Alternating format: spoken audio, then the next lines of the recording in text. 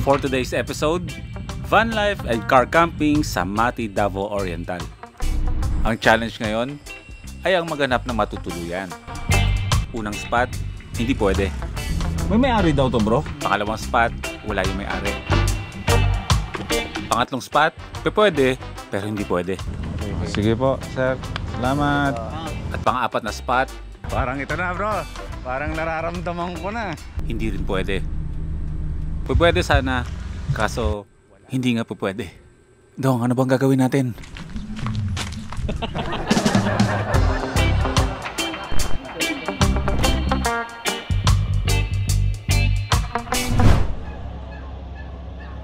Mula Maragusan, Davao de Oro, ngayong araw ay babiyahe naman tayo papuntang Mati, Davao Oriental. Good morning! Panibagong episode! Kasama si Dodong Lagan! Let's go! Tuloy ang adventures natin. Tuloy ang car camping. Tuloy ang van life. Magandang umaga mula dito sa Sierra Farm. Dito sa Maragusan, Davao de Oro. Napakagandang lugar. Babalikan namin to pagbalik namin dito sa September. Mas madami kami. Sa may-ari ng La Sierra Farm, maraming salamat. Very approachable, very... Hindi ba nakakayang kausap? Hindi ka mahihiyang kausap kasi makuwento ba about the history ng kanilang farm. Ang La Sierra Farm, grabe, 16 hectares. Kung kagabi ay yung pagpunta natin dito is puro paakyat. Ngayon naman is puro naman tayo pababa. Kasi hindi tayo babalik sa pinanggalingan natin. Tutuhugin natin, tatawirin natin yung bundok. And then puro tayo pababa ng pababa hanggang sa marating natin ang Mati. Yes, first time ko. Pakalawa mo na yun? Nakapunta na tayo ng Dahican yun eh. Dahican, oo. Napuntahan mo na yun? Babalikan natin tong lugar na to. Oo. Napakaganda. Literal na hindi pahirapan ang Sea of Clouds. Malala na malamig na panahon. Ganun. Oo nga pala sa mga gusto ma-experience to. Pupuntahan nyo to. Hindi kayo magsisisi. Makakapal na kumot, mag-jacket kayo dahil malamig talaga. Kasi malamig na malamig. Nasa tuktok talaga tayo, no? At ito pa, free mo magagamit yung kitchen nila. Oo, free. Oo, galing. May kuryente, may tubig. Basta malinis. Wala akong masasabi, malinis siya. Pagbaba namin ng Kapatagan, ay kitang-kita ng aming mga mata ang kabundukan na dumidikit ang kaulapan. Napakaganda ng kabundukan.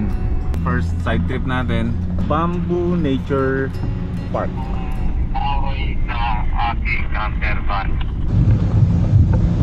At pinasok na naman tayo ni Dodong Lagan sa kung saan ay pabor sa kanyang sasakyan. Tinitrain daw ni Dodong. Di ba toon? Dong, ano meron dun sa sa pupunta natin? Maliban sa pangalan niya, Bamboo. Natural na river, tapos may mga bamboo sa paligid, kaya tinawag na bamboo. Pansinin mo yung mga saging, parang mga bonsai. Ang liliit. Mag-uwi tayo sa Nueva Vizcaya, no? Ang dami nating challenge, iuwi sa Nueva Vizcaya, no? Paliparang ko nga drone to.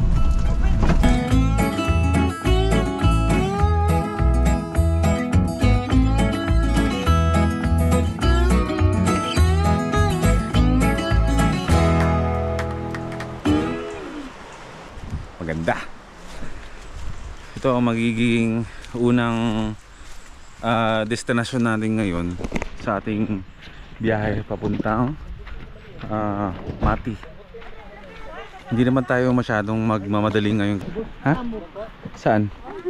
Sa ano? Sa baba? O meron? Maglalaba ka? Oo. Ayan. Kanin, masarap ang kanin. Gatorade. Let's go. Pwede na mag-offroad, no? Oo, pwede mo mag-offroad. Hanap tayo ng medyo extreme konti. Okay, welcome dito sa Silmaro Bamboo Nature Park. Ganda. Malinis na kailugan na napapaligiran ng mga kawayan. Ay, oo nga, no? Grabe ng kawayan ba? Silmaro Bamboo Nature Park. Ang ganda. Grabe yung idea ng ganitong klaseng ilog, no? Natural, di ba? Oo. Napakalinis ng tubig, para nakakayang maligo dun sa yung feeling mo, ang dumi-dumi mo na dahil ang haba na ng binahe mo. Bagay na bagay yung niluto nating adobo dito, no? Kanin, tapos adobong baboy, tapos pagkakamay ka sa tabing ilog. Sarap. Hindi kalamigan yung tubig. Pero dahil nga medyo mahina tayo ngayon sa lamig, mas ginusto ko muna wag na lang muna maligo. Siguro upo-upo lang. Kaya ako sa malamig eh, mas magmamalamig na naman. Tuloy mo na yung paglalaba mo. Oo. Suportahan kita. Sige. Literal na kapag mayroong pagkakataon na ganito, yung makapaglaba ng walang bayad, game tayo dyan. Ilang linggo na tayo sa biyahe, ni minsan ay hindi pa talaga kami nakakapagpalabas sa mga laundry shops. Labadami, labang mo. Kasi hindi namin gagawin yung mga paglaba-laba dito sa kung saan pwedeng laban, tulad ng mga ilog, ay talagang maubusan kami ng damit na gagamitin sa araw-araw. Okay na rin yung ganito. Hindi ko magastos ng magpa-washing kung saan. Laba-laba lang sa poso, ilog, o sa banyo ng mga beach na pinupuntahan. Banyo ng mga bahay ng mga kaibigan. Ganun. Wala natin makahanap ng masasampayan nito habang tayo ay nakastay dito ng ilang oras. Gustuhin ko mang maligo, pero takot na takot ako magkasakit. Nasaan si Matmat? Ayun na. Magaling pala lumangoy si Matmat eh. Oh, yun. Hindi ako gagala. Tinan mo, lulutang ko to. Masay? Sarap. Silbihan ko yung aking principle. Natatakot na kasi ako maligo sa malamig. Nagkaroon ng trauma na dahil sa malalamig. Kasakit eh.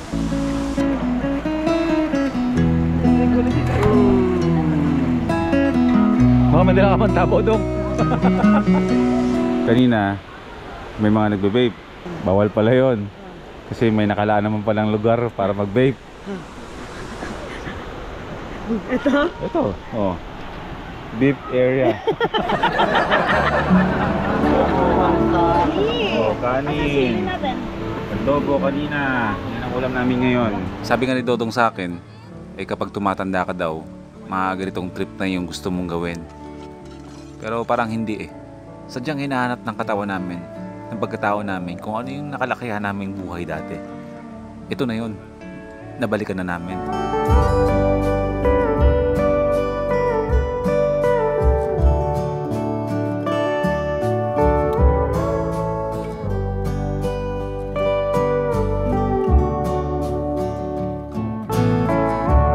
Pagkatapos ng ilog, proceed naman tayo sa ating pangalawang side trip. Pupunta naman tayo sa isang falls na hindi kalayuan sa Kailugan. Ayan. Yan ang ating next.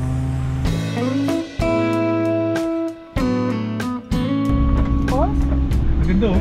Parang Baguio. Ganda na naman ang pupuntahan namin. Hindi pa kami tapos. Nabubuhay lang yan sa malalamig na lugar. Pine tree ba yan? Hindi yan pine tree, di ba? Anong tawag dyan? Parang sarap manirahan sa komunidad na to. Mare, ay yung ano, falls. Malapit lang pala. Ang laki. Ang ganda. Kaya ang tawag dito ay Tagbibinta Falls. Dami tayo. Ang falls na ito ay matatagpuan sa Barangay Coronobe, mga 5 kilometro o siguro mga 15 minutes na driving mula dun sa highway. Ay naman! Pero wag kang pupunta doon ha! Hindi ako sumama. Hindi ako makakita ng ganito. Ano? Sa dami na ng pinuntahan nating falls, masama man ang panahon, hindi talaga dumudumi yung tubig. Malinaw talaga ang tubig dito.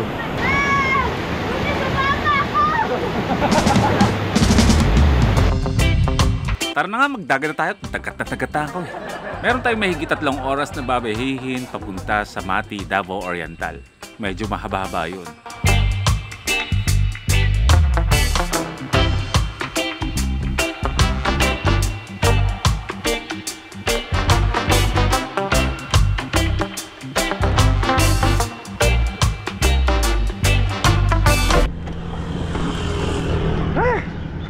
Stop over muna. Naantok ako. Ikaw ba? Naantok. Mat, naantok. Naantok si Matmat. Sino ba namang hindi antokin? Yung dinadaanan namin puro sigsag. Tapos akyat panaog pa. Siguro mga mga 1 oras na lang mararating na natin yung yung Mati. Mula dito, natatanaw na namin yung mga karagatan eh. May mahabang linya na blue na dyan. So, mga isang oras. May mga kanya-kanya kami mga dalang drone, pero tinatamad na. Kasi nahilot na, antok na eh. Happy na siya kasi mainit ulo dyan. Natulog na matagal, pagising mainit ulo kasi gutom. Paano itsura mo kanina?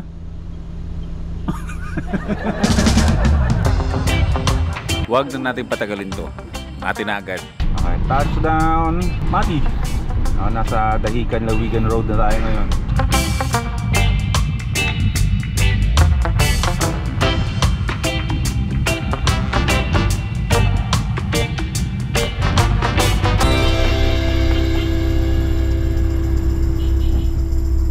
Ang challenge ngayon ay ang maghanap ng matutuluyan. Try natin bro kung... Pero feeling ko hindi siya private eh. Tsaka sabihin natin bro, ano na tayo? Parking lang tayo. Muda, maganda. Oo bro. Try natin yan. Okay, Amy. Para lang.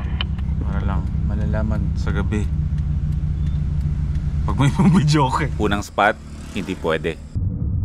Kaya umabante na lang kami.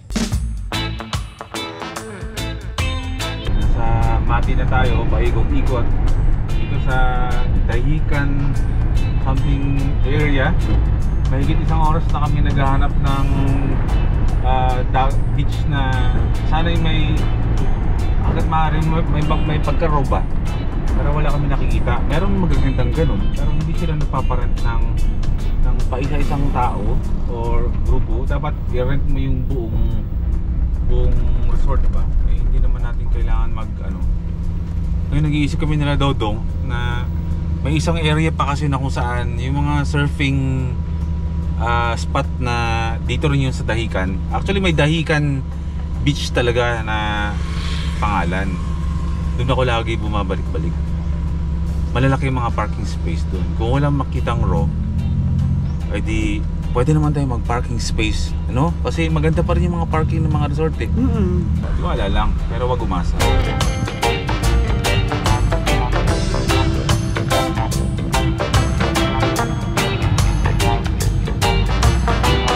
Pangalawang spot, hindi pa rin pwede.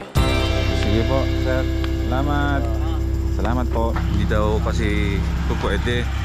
Mali ba? Unang dahilan, yung resort, daw private siya, pwede naman sana.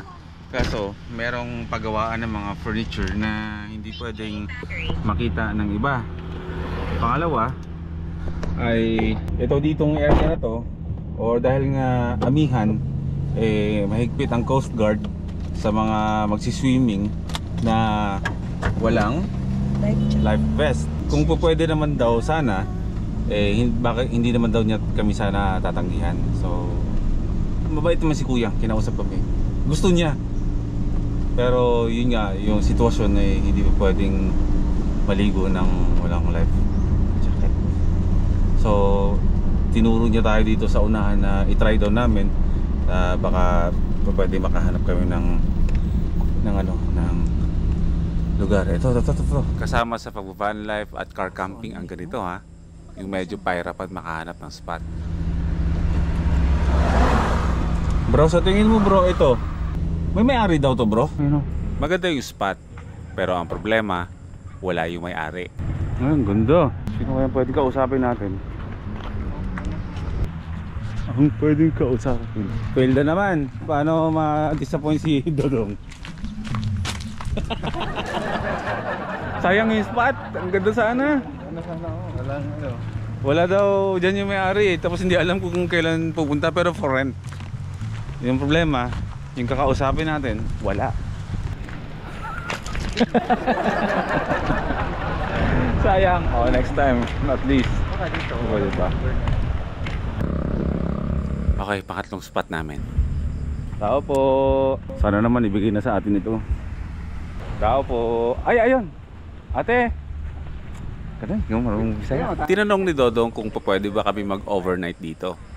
Ang sabi ni ate, yung may-ari daw, nasa kabilang kalsada lang. Parang ito na bro. Parang nararamdaman ko na. Pag yan pumayag, Walang problema. Anong walang problema? Eh hindi nga pwede. may space na maganda. Pumayag na yung may-ari, pero merong rules yung lugar na bawal ipasok ang sasakyan. Pwede siya ipasok sa gabi, pero kailangan siyang ilabas dun sa loob bago sumikat ang araw.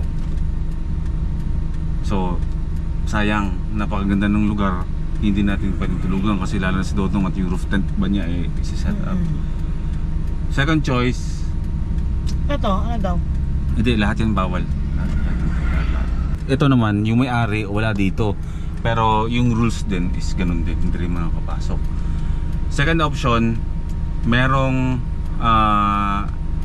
kaibigan si Bro Joel Baganga.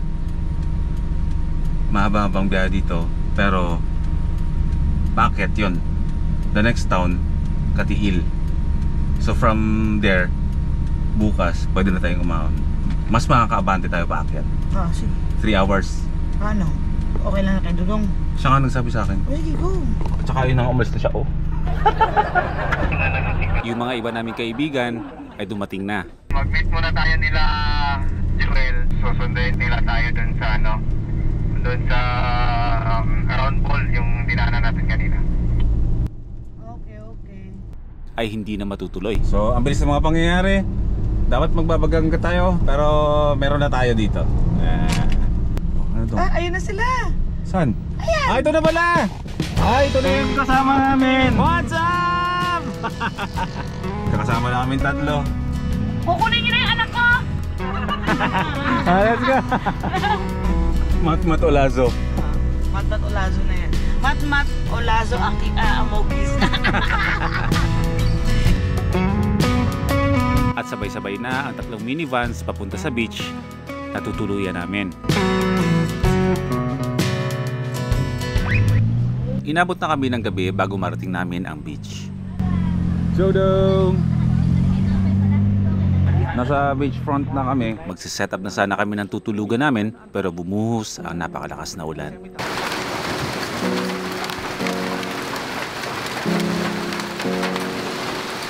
Wala kaming ibang choice kundi ang matulog sa cottage. Magandang umaga mula dito sa Mati, Davao Oriental.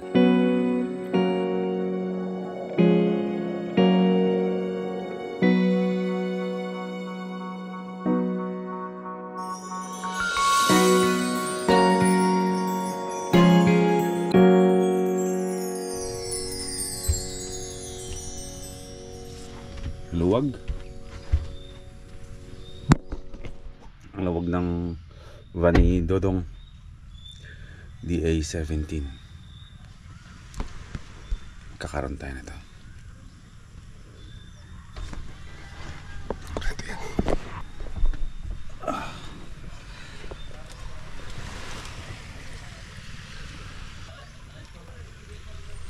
Ganda, no?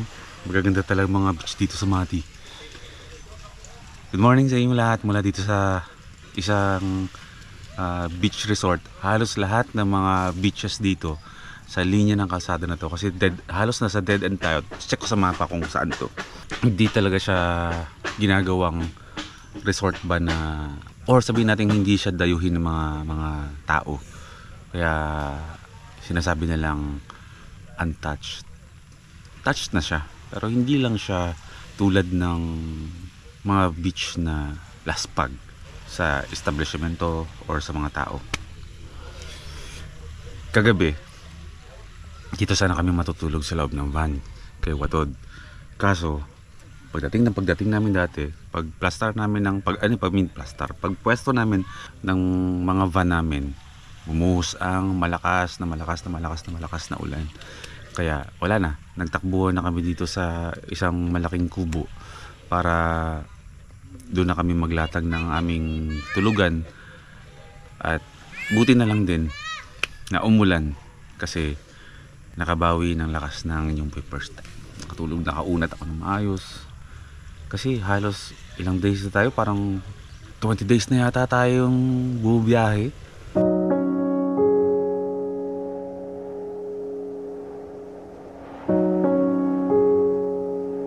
ako nakapagpahinga ulit after ng puro driving.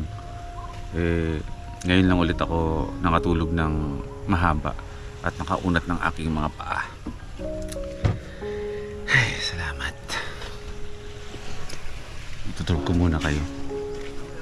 Sa Dodong, sa Bro Joel, si Watod nandun. Iniwan namin kagabi yan. Pasukan kami dun sa loob ng kwarto. Ready to tulugan na talaga si Watod. Yung ulan Pero okay lang naman. Hindi naman required na kailangan matulog lagi sa pagdating sa mga spots. Ibigay na lang kung anong kailangan ng katawan para makapagpahinga ng maayos.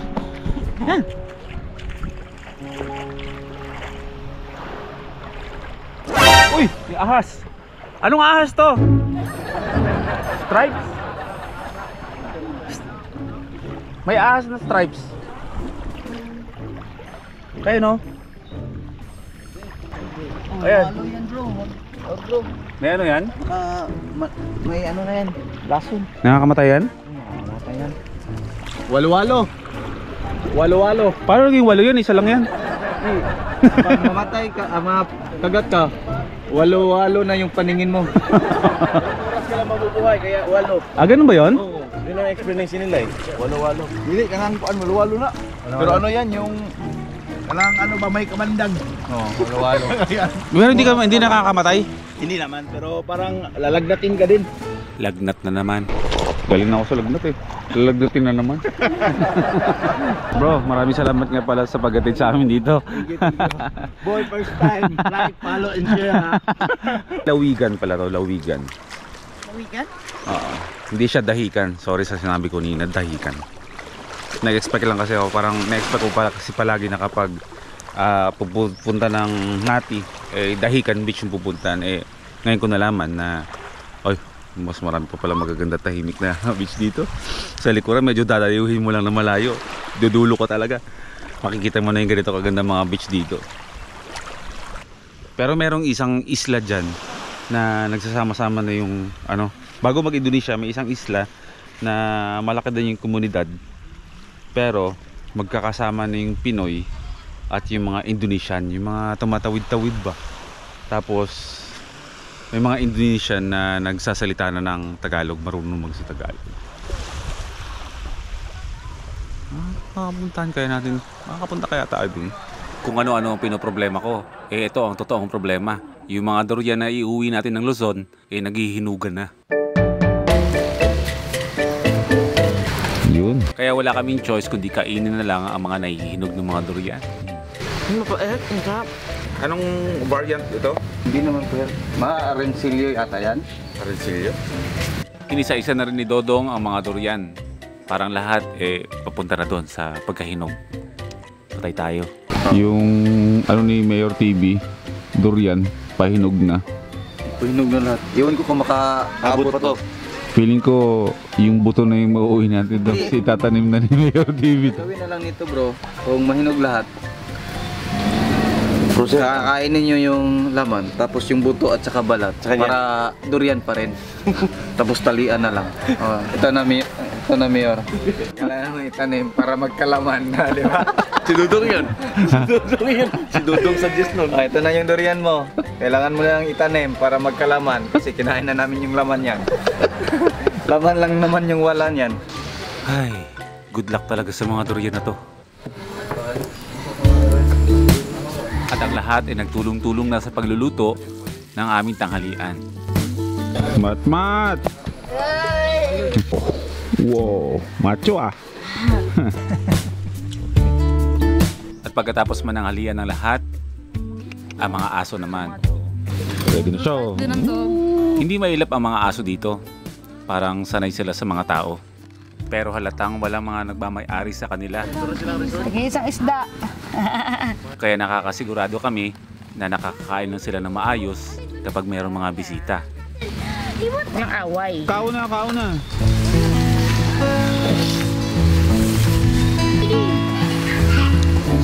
Bantay naman sila din sa gabi, no? Oo, bantay. Pag may pumapasok. Deserve nila.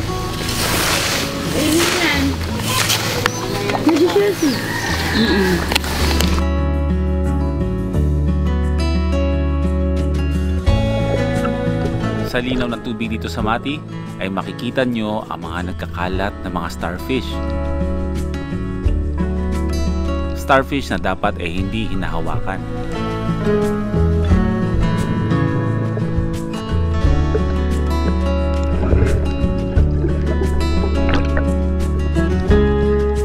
Hindi lang din starfish ang mayroon dito, kundi yung mga iba't iba pang nabubuhay sa ilalim ng dagat.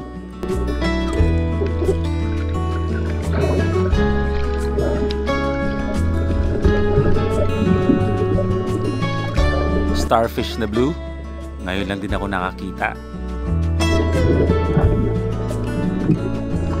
At ito ang pinaka-espesyal sa lahat, ang makita ang mga sea urchins.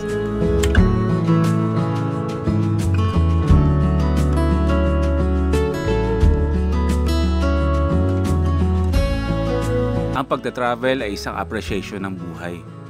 Dapat marunong ka mag-appreciate ng mga bagay na maliliit, hindi lang yung mga malalaki. Parang tulad na lang din ng mga minivans namin. Napakaliit na sasakyan, pero kahit sa ang sulok ng Pilipinas, napupuntahan.